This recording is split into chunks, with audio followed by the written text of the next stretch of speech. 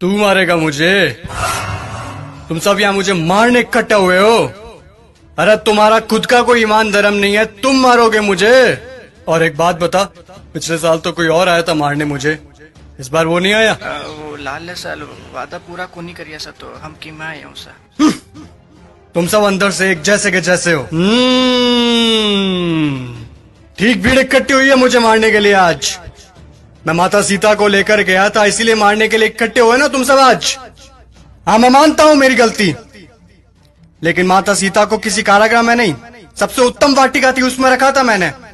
और हाथ लगाना तो दूर, गलत नजर से देखा तक नहीं था मैंने माता सीता को। और तुम्हारे यहाँ छोटी छोटी बच्चियों को दरिंदे उठाकर लेकर चले जाते हैं, उनके साथ रेप करते हैं। उनको तो तुमने कभी ऐसे इकट्ठा होकर जलाया नहीं। वो दरिंदे क्यों खुलेआम घूम रहे हैं आज भी, मुझे ये बताओ। आए मुझे जलाने।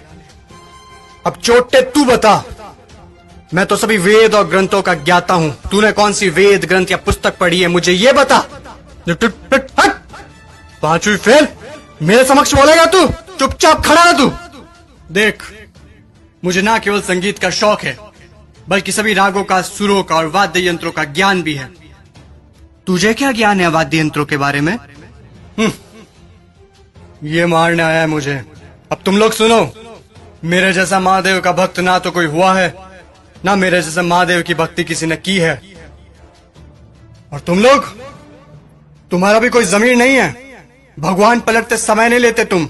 काम हुआ तो ठीक, तो चलो महादेव के पास, हुए तो चलो महादेव के, नहीं हुए तो चलो इस बार बालाजी के चलते हैं। क्या हुआ? गुस्सा आ रहा है मेरे ऊपर?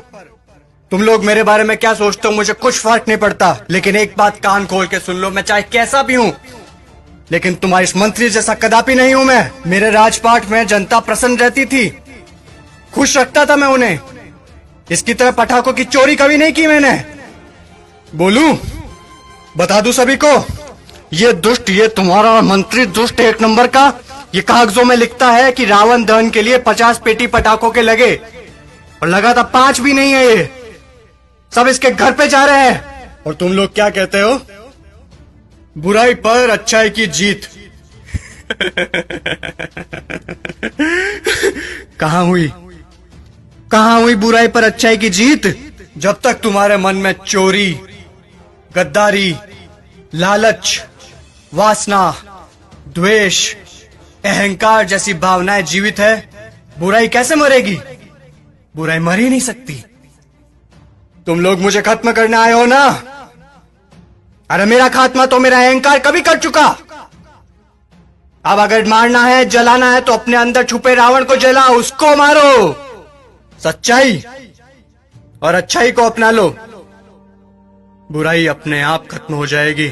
और अगर तुम मुझे जलाने के उद्देश्य से ही आए हो, तो मैं तुम्हें बता दूं कि सिर्फ छोटे बच्चे ही आज की तारीख में मुझे जला सकते हैं, क्योंकि उनके अंदर चोरी, गद्दारी, लालच, घृणा, वासना, द्वेष, अहंकार जैसी भावनाएं नहीं है। असल में वही हैं ईश्वर का स्वरूप। ए लड़के, लगा दे आग, फिर से जला दे।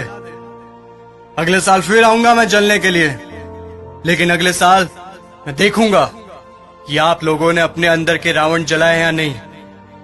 खुश हैं अभी आप सब? एक बार फिर से आपका रावण जल रहा है।